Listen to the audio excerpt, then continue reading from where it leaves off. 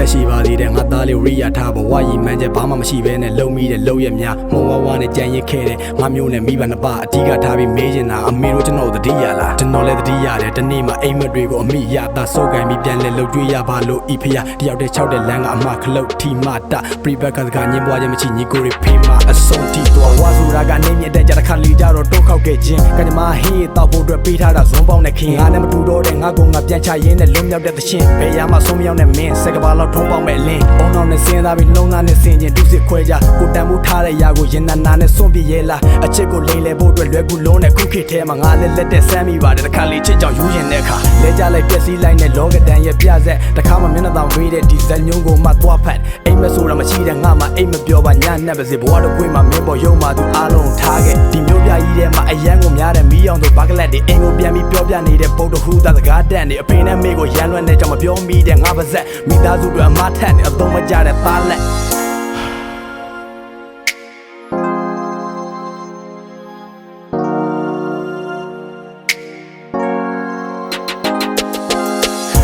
တက်ရှိပါသေးတယ်ငါသားလေးရိယာထားဘဝရည်မှန်းချက်ဘာမှမရှိဘဲနဲ့လုံမိတဲ့လုံရများမုံဝါးဝါနဲ့ကြံရစ်ခဲ့တဲ့ငါမျိုးနဲ့မိဘနှစ်ပါးအဓိကထားပြီးမေးချင်တာကအမေတို့ကျွန်တော်ကိုသတိရတာကျွန်တော်လည်းသတိရတယ်တနေ့မှအိမ်မက်တွေကိုအမိရတာစုပ်ကိုင်းပြီးပြန်လဲလှုပ်ကြွေးရပါလို့ဤဖေးတယောက်တည်း6တဲ့လမ်းကမှခလုတ်ထီမတာပရိဘက်ကစကားညင်ပွားခြင်းမရှိညီကိုတွေဖေးမအဆုံးထိသွားမျိုးပြကြီးထဲမှာအရန်ကိုများတဲ့မီးအောင်တို့ဘာကလက်တွေအိမ်ကိုပြန်ပြီးပြောပြနေတဲ့ပုတ်တဟူသားစကားတန်တွေအဖေနဲ့မေကိုရန်လွှမ်းတဲ့ကြောင့်မပြောမိတဲ့ငါပါဇက်မိသားစုတွေအမထက်နဲ့အသုံးမကျတဲ့သားလက်